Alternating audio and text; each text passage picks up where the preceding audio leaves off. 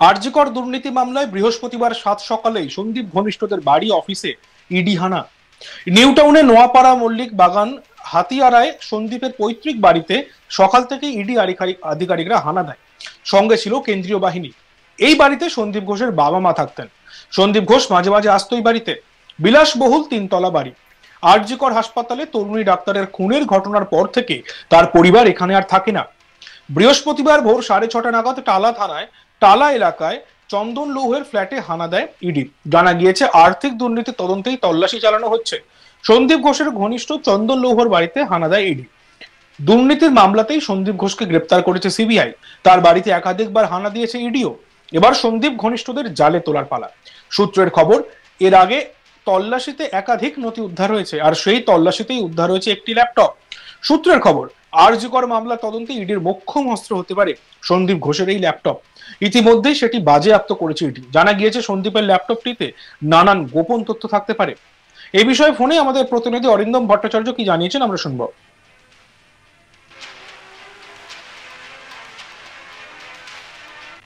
শহরের একাধিক জায়গায় কিন্তু ইডি আধিকারিকরা রেড করছে এবং আরজিকরের যে আর্থিক দুর্নীতি, সেই দুর্নীতির তদন্ত কিন্তু ইডি শুরু করেছে। আমরা জানি যে এই দুর্নীতির তদন্ত প্রথম রাজ্য সরকার সিট গঠন করেছিল এবং সেই সিট গঠন করেছিল সেই তদন্তের জন্য। তারপর কিন্তু আমরা দেখি যে এই তদন্তভার ইডি হাতে নেয় এবং ইডির তদন্তভার হাতে নেওয়ার পরেই কিন্তু প্রথম দিনই আমরা দেখেছিলাম গত শুক্রবার তারা কিন্তু পৌঁছে গেছিল সন্দীপ ঘোষের বেলেঘাটার যে বাড়ি বা তার শালিকার বাড়ি, পাশাপাশি তার পিএ বা অন্যান্য যারা অ্যাসোসিয়েট ছিল তাদের প্রত্যেকের বাড়িতেই সেখানে পৌঁছে যায় এবং তাদের সেখানে জিজ্ঞাসাবাদও করে। এরপরে আমরা দেখতে পেয়েছিলাম যে সন্দীপ ঘোষের স্ত্রী এবং শালিকা তারা ইডি দপ্তর, সল্টলেকের সিজিও কমপ্লেক্সে যে ইডি দপ্তর, সেখানে তারা এসে পৌঁছয়। সেখানে তাদেরকে বাড়ি থেকে যে জিনিসগুলো সিজ করে নিয়ে আসা হয়েছিল সেগুলো তাদের সামনে খোলা হয় এবং তারপর তাদেরকে বেশ কিছু জিজ্ঞাসাবাদ করা হয় বলেও আমরা সিবিআই ইডি সূত্রে জানতে পেরেছিলাম।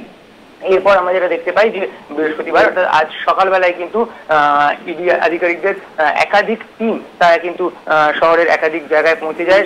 যেমন সন্দীপ ঘোষের যে বাড়ি রয়েছে হাতিয়ারাতে, নিউ টাউন হাতিয়ারাতে তার যে বাড়ি, যেখানে তার বাবা মা থাকতেন, সেই বাড়িতে কিন্তু এই মুহূর্তে ইডি আধিকারিকরা পৌঁছে গেছে এবং সেখানে কিন্তু তারা এই মুহূর্তে তল্লাশি অভিযান চালাচ্ছে। এই বাড়িতেই কিন্তু সন্দীপ ঘোষের বাবা মা থাকতেন এবং ঘটনার দিন অর্থাৎ আরজিকরের যে ঘটনা, যে তরুণী চিকিৎসকের যে মৃত্যুর ঘটনা, সেই ঘটনার দিন পর্যন্তই কিন্তু সেখানে তারা বাবা মা ছিলেন বলেই কিন্তু আমরা সেখানকার যারা প্রতিবেশী তাদের কাছ থেকে জানতে পারছি এবং তারপর থেকে তাদেরকে আর সেখানে দেখা যায়নি এবং তাদের বাড়ির যে চাবি, সেই চাবি তাদের প্রতিবেশী একজনের কাছে দেওয়া রয়েছে এবং সেই প্রতিবেশীর থেকে চাবি নিয়েই কিন্তু এদিন ইডি আধিকারিকরা ভেতরে ঢুকেছে এবং এই মুহূর্তে তল্লাশি অভিযান চালাচ্ছে। পাশাপাশি আমরা এটাও জানতে পারছি যে টালা অঞ্চলে চন্দন লোহার তার বাড়িতেও কিন্তু ইডি আধিকারিকরা পৌঁছে গেছেন। তিনি কিন্তু আরজিকরের ভেতরে যে ক্যান্টিন, সেই ক্যান্টিনের দায়িত্বে ছিলেন, অর্থাৎ তিনি ক্যান্টিন চালাতেন। সেখানে ইডি আধিকারিকরা পৌঁছে গেছে, সেখানেও কিন্তু তাকে জিজ্ঞাসাবাদ করা হচ্ছে এবং এর পাশাপাশি লেকটন সংলগ্ন কালিন্দী অঞ্চল, সেই কালিন্দী অঞ্চলের ভেতরে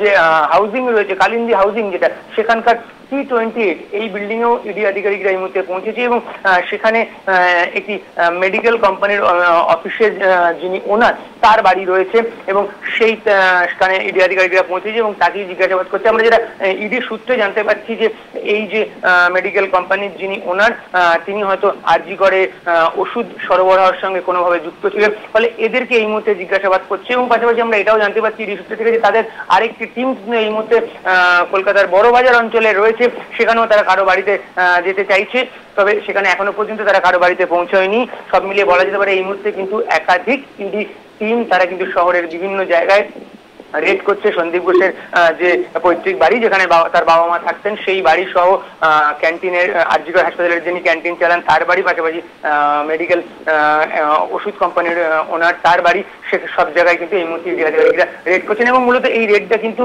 আরজিকরের হাসপাতালের যে আর্থিক দুর্নীতির, যে দুর্নীতির তদন্তের জন্য সিট গঠন করেছিল রাজ্য সরকার, যে দুর্নীতির তদন্ত ইডি আধিকারিকরা হাতে নিয়েছিল, সেই দুর্নীতির তদন্তেই কিন্তু এদিনের এই তল্লাশি অভিযান। চন্দন লৌহ তিনি আরজিকর হাসপাতালের ক্যান্টিনের দায়িত্বে রয়েছেন, তিনি ক্যান্টিন চালাতেন, ফলে তার বাড়িতেও এই মুহূর্তে ইডি আধিকারিকরা পৌঁছে গেছে। ইডি আধিকারিকরা তাকেও জিজ্ঞাসাবাদ করছে, যেটা আমরা সূত্র মারফত জানতে পারছি। মূলত এই যে আর্থিক দুর্নীতি বা আর্থিক কেলেঙ্কারির যে বিষয় যেটা তদন্ত শুরু হয়েছে, সেই ক্ষেত্রে এই আর্থিক দুর্নীতির সঙ্গে এই চন্দন লৌহর সরাসরি কোনো যোগাযোগ আছে কিনা, বা চন্দন লৌহ এই বিষয়টা জানতেন কিনা, বা সন্দীপ ঘোষের সঙ্গে তার কি ধরনের যোগাযোগ ছিল, বা তার এই ক্যান্টিনের বরাত পাইয়ে দেওয়ার ক্ষেত্রে সন্দীপ ঘোষের কোনো হাত ছিল কিনা, এরকম একাধিক প্রশ্ন কিন্তু ইডি আধিকারিকরা তার কাছে প্রশ্নের উত্তর জানতে চাই বলেই কিন্তু আমরা ইডি সূত্রে জানতে পারছি। এবং সেই জন্য কিন্তু এদিন সকালবেলায় তার বাড়িতে পৌঁছে গেছে এবং তাকে কিন্তু এই মুহূর্তে জিজ্ঞাসাবাদ করছে এবং তার কাছ থেকে এই বিষয়গুলো ইডি আধিকারিকরা জানতে পারছে।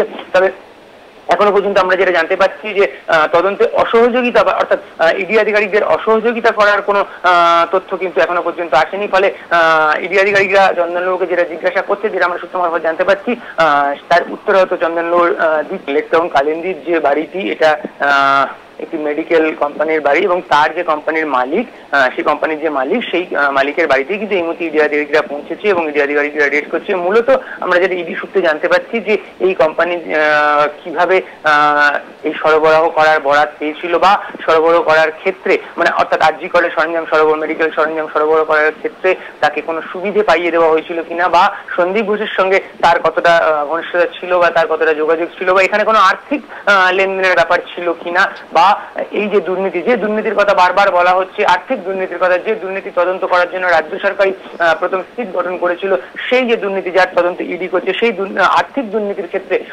আর্থিক তছরূপের বিষয়টাই কিন্তু এনার কাছেও জানতে চাইছে বলেই কিন্তু আমরা ইডি সূত্রে যেটা জানতে পারছি। এবং মূলত এনার সঙ্গে সন্দীপ ঘোষের কতটা যোগাযোগ ছিল, বা তাদের মধ্যে কোনো আর্থিক লেনদেন ছিল কিনা, বা এনার যে সম্পত্তি, সেই সম্পত্তি আর এনার যে আয়, তার যে আয়ের যে উৎস, সেই বিষয়গুলো কিন্তু মিলিয়ে দেখার চেষ্টা করছে ইডি আধিকারিকরা, এরকমটাই কিন্তু আমরা ইডি সূত্রে জানতে পারছি। বৃহস্পতিবার ভোর 6:30 নাগাদ টালা এলাকায় চন্দন লৌহের ফ্ল্যাটে হানা দেয় ইডি। জানা গিয়েছে আর্থিক দুর্নীতির তদন্তেই তল্লাশি চালানো হচ্ছে। সন্দীপ ঘোষের ঘনিষ্ঠ চন্দন লৌহর বাড়িতে হানা দেয় ইডি। দুর্নীতি মামলাতেই সন্দীপ ঘোষকে গ্রেপ্তার করেছে সিবিআই। তার বাড়িতে একাধিকবার হানা দিয়েছে ইডিও। এবার সন্দীপ ঘনিষ্ঠদের জালে তোলার পালা। সূত্রের খবর, এর আগে তল্লাশিতে একাধিক নথি উদ্ধার হয়েছে, আর সেই তল্লাশিতেই উদ্ধার হয়েছে একটি ল্যাপটপ। সূত্রের খবর, আরজি কর মামলার তদন্তে ইডির মুখ্য অস্ত্র হতে পারে সন্দীপ ঘোষের এই ল্যাপটপ। ইতিমধ্যেই সেটি বাজেয়াপ্ত করেছে ইডি। জানা গিয়েছে সন্দীপের ল্যাপটপটিতে নানান গোপন তথ্য থাকতে পারে।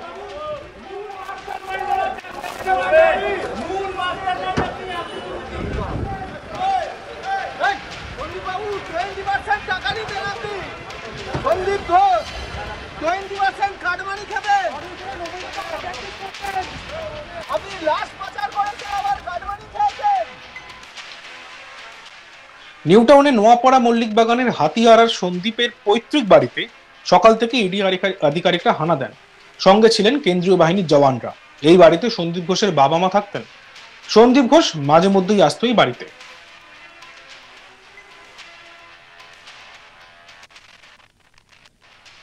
দেখতে থাকুন আজ তাক বাংলা। সাবস্ক্রাইব করতে ভুলবেন না।